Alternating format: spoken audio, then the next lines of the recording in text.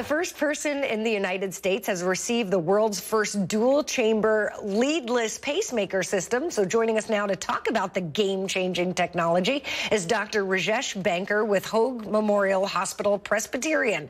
Good morning, Dr. Banker. Tell us about this new technology and how it's a game-changer. So it's a huge breakthrough in pacing technology. Pacing technology has not evolved for the last 50 years. I can imagine 50 years ago we had telephones attached to the wall with a wire, and nowadays we can't imagine living our lives without a cellular telephone in our pockets.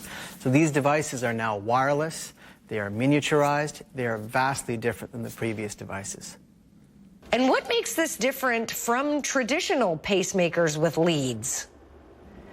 So traditional pacemakers have these wires right here. And when we boil down the differences between that and these new devices, which are these tiny little things that we thread through the veins into the heart, we come down to three big things. Number one is without the wires, we're able to eliminate the vast majority of complications of traditional transvenous pacemakers.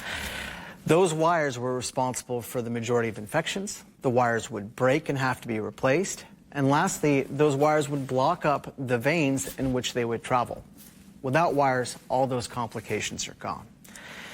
Next is the actual procedure itself. Because we were able to implant these new devices and feed them through the vein into the heart itself, we don't have to create a surgical pocket like we used to cut the skin, to make a little pocket underneath that skin, feed the wires in and down.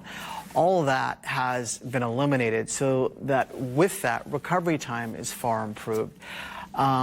As opposed to before where we had weeks of surgical pain and weeks of arm restrictions. Nowadays, what we do is we keep the patient either and send them home the same day or the next morning. We ask for 1 week of no heavy lifting or exercise, and they resume their previous activities as before. And what does this mean for people who need pacemakers? Well, patients are going to benefit massively from this advancement. I mean, one of my patients, Jerry, he was an avid pickleball player and golfer, and found over the last year that he was not able to do any of those things anymore. We found through diagnostic testing that it was due to a slow heart rate. In fact, any exercise made him fatigued. He was a great candidate for this dual-chamber leadless pacemaker. We were able to implant it via the clinical trial, and by the next day, he was feeling better. He had one night in the hospital. Next morning, we cut his stitch. He went on his merry way. 1 week later, he's back golfing and playing pickleball like he was a year ago with no limitation. It was pretty amazing. And where can our viewers go to learn more? You know, as opposed to a website, and I will point you to Abbott.com if you want a website, but I would encourage a conversation between you and your physician.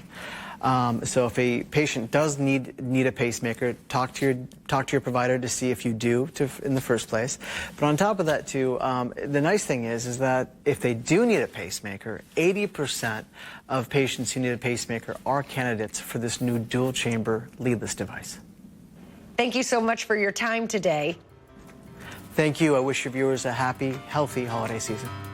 And we'll be right back.